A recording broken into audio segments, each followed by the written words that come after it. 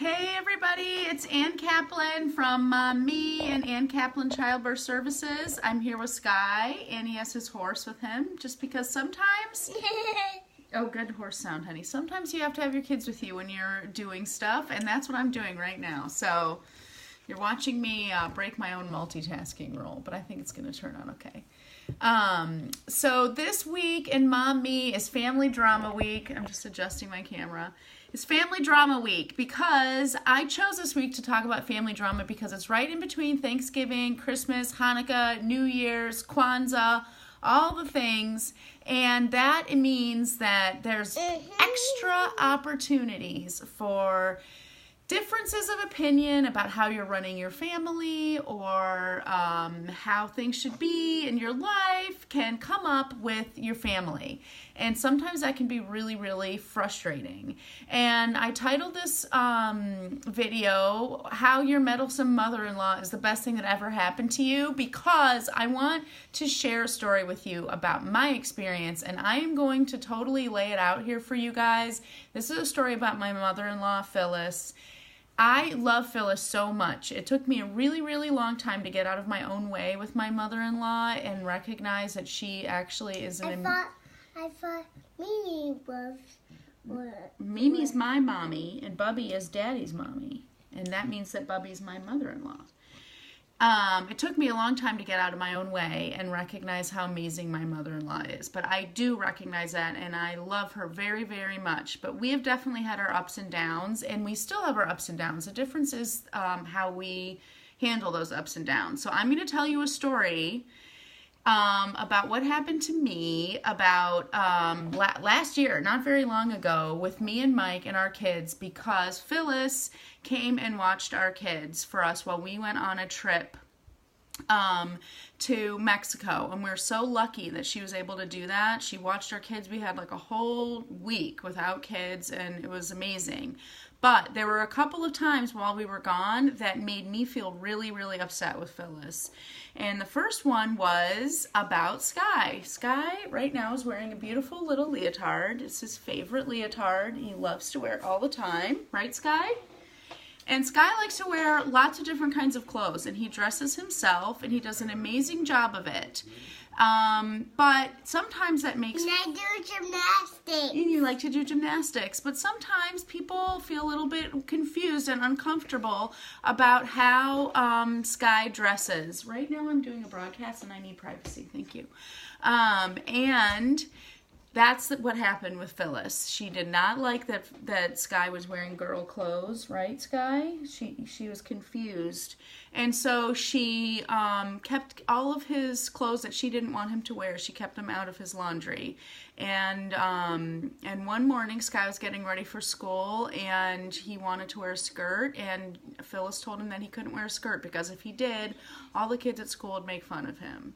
And my other kids overheard her saying that to Sky, and I got really, really angry about that. And I felt like we can't go on this trip because I can't trust that my kids are going to be respected or the rules of my house are going to be respected while I'm gone. And I don't want to be putting my kids in a position where they're getting shamed. And I started going, woo, crazy, overprotective, maybe mama bear I got. But we talked about it with Phyllis, and she, even though she disagreed with our policy, she agreed to respect it, and we decided to go ahead with the trip. And then later on in the trip, we had a conversation with Phyllis where she told us that because Gigi was leaving all of her stuff on the ground and she couldn't remember to put it away, that Phyllis decided she should wear a rubber band on her wrist. And every time that she forgot to pick up her stuff, she should snap the rubber band on her wrist to remind her not to do that anymore. And I, once again, completely lost my mind. I was like, are you joking? We do not beat our children in our house. We don't believe in corporal punishment. How dare you? And I can move my eyebrows. You can. Good job, buddy. And I literally was in the middle of Mexico thinking, like, we need to go home right now. Our children are not safe, like, blah, blah, blah. All of our parenting experiences, all of our philosophies, all of the things that we believe in for our family are under threat right now. And this person is undermining my authority as a mother, and she's completely undoing all the messages that are so important for me to send to my kids. And lucky for everybody, Mike talked me off the ledge. We did not come home from Mexico. We talked to her. We told her we didn't want her to do that. And she said, okay, I won't, because she respected our wishes. And when we got home, I was still pretty angry about it, honestly. And it took me a long time to recognize that there was an actual potential there for me to realize that this was something that was not threatening our family. So I talked with a lot of people in that moment, and what I realized was I was the one who had the power to decide if this instance was something that undermined and threatened my family or brought it closer together and made us stronger. And how could I do that? I could either choose to go crazy on my mother-in-law, scream at her, yell at her, tell her that she just completely undermined my authority as a mother and that we could never trust her to watch our kids again and all this stuff. And especially demonstrating those feelings in front of my children, what would that do? That would have undermined my authority as a mother. That would have meant that what Phyllis did and how that whole situation evolved did undermine and threaten the sanctity of our family. Or I could choose... Mimi was your mom. She is my only mom. Bubby is my mother-in-law. It's something different.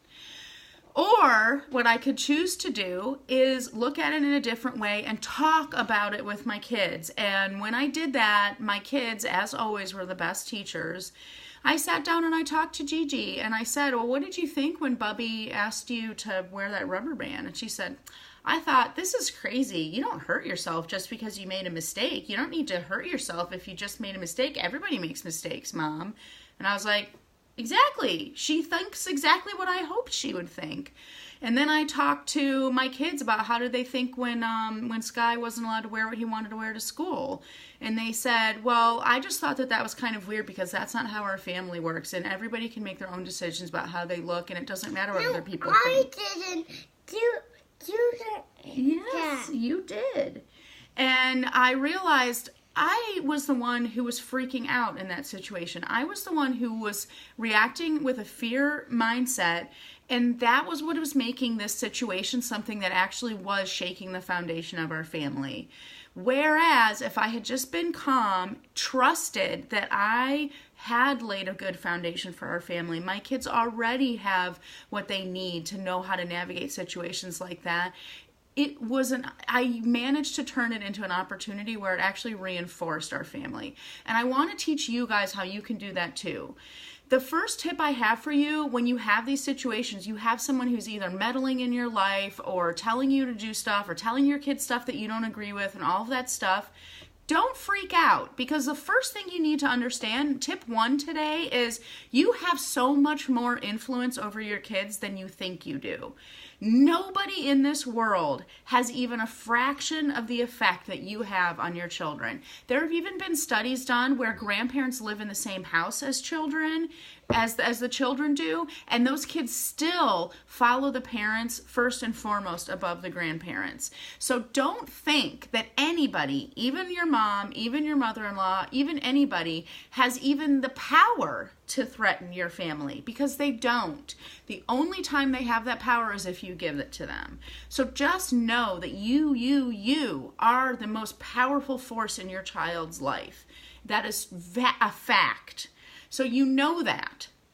So once you know that, you don't have to react to situations with this feeling of like, oh, I need to protect my family. Oh, we're under attack. Oh, I'm being threatened. That's not, oops, sorry, honey. Oh no, whoopsies. That's not what's happening. Your family is not being threatened. The only thing that's threatening your family is your reaction. So that's my second tip to you guys. Your reaction is what determines the other people's influence on your family. If you react to a situation with protective defensiveness and fear and trying to be an adversarial thing, now this moment that could have just been this tiny little teachable moment in your life with your kids has had a major emotional impact. And I was on the brink of completely shaking the foundation of my children's relationship with their mother or with their grandmother, with my relationship with my mother-in-law, with my husband's relationship with his mom. I was about to completely shake all of that stuff up because I felt threat from Phyllis. And the truth is that Phyllis loves my kids almost as much as I do, and I know that, and that she doesn't come at our family with one speck of malicious intent. And once I was able to recognize the fact that I do have the most power over my family and the most influence over my kids, I was able to take a step back and choose a different path. Don't go down the fear path. Your reaction is what determines the influence of all of this outside stuff. So instead of it being this thing that completely shook our family, it became something that I was able to use as a teachable moment with my kids. And they were able to teach me, like, hey, Mom, check this out. Your kids know right from wrong. Your kids know the message. Your kids have already absorbed your values. And even with little kids, they are absorbing your values every day, and having a grandmother who maybe rocks the boat or whatever. Like me. Yeah, like you. That's not enough. That's not enough to shake your family. So if you're able to react to those situations with a welcome attitude of like, bring it on. Our family is rock solid. And I can't scratch people. Yeah, but don't do that, please. Our family is rock solid, and I can't wait for these opportunities to not only test us, but make us even stronger and reinforce, because it gives us an opportunity to check in again and say, well, what does our family believe about this stuff? Those things that come from the outside like that, instead of being threats to your family, if you can look at them as welcome opportunities for reflection and reinforcement, you're keeping your power instead of giving it away. Your reaction to that situation and what determines the kind of power that invasion can have on your family. And my third tip to you guys is talk to your kids. The first reason to talk to your kids is because you want to take this chance to reinforce whatever message you're trying to send to your kids. But the second reason is because your kids can reinforce to you what a great job you're doing, okay? You guys are killing it as moms. And when something comes in and tries to shake up your family and it doesn't work, that's an opportunity for you to really recognize, like, man, I am totally instilling these values in my kids. And if those things are under question, it's an opportunity for you to talk about it with your children. So that's my third tip to you guys, is talk to your kids. I want you to stop touching the table, and you know that I want that. So can you please show me that you're hearing me? Thank you. So you guys, those 3 tips today are what's going to get you through this holiday season. And I'm going to talk more about it this week. But the most important thing for you today is to recognize that those invasions into your family, those influences, those pressures are opportunities for you to rededicate yourself to your family. They are not threatening you. Your reaction determines the outcome of that situation. You have so much more influence and power in your family than you think you do. And your family is not this fragile thing that's going to be totally topple over like a house of cards. That's my message for you guys today.